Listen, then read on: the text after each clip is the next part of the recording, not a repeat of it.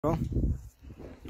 Aici avem un foișor făcut de noi, cu dimensiunea de 6 metri cu 5. În interior găsim o placă turnată de beton de 1,20 m cu 5, unde să vină un grătar de vală grill.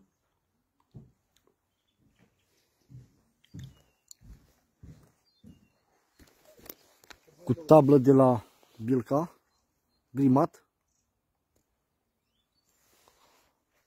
și cabanele tip A. Sunt făcute 4 cabane tip A,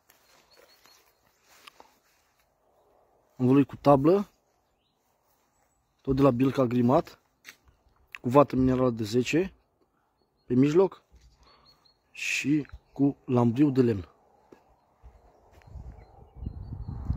Are un dormitor sus.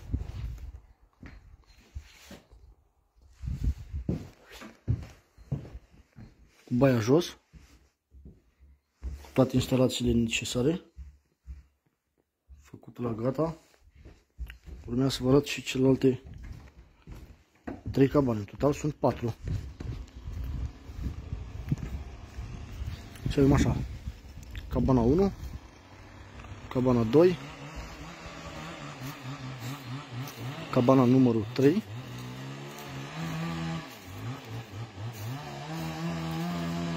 cabana numărul 4,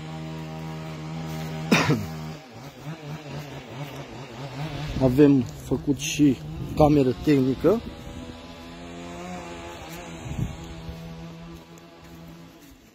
să ajungem la camera tehnică să vă arăt. Asta este camera tehnică. Mai avem puțin și o finalizăm și pe interior și asta. Și făcut gardul, un zid de sprijin în spate.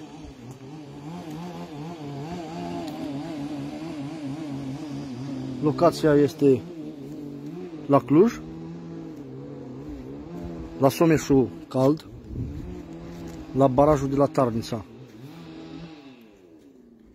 Vă doresc o zi bună în continuare și așteptăm comenzile.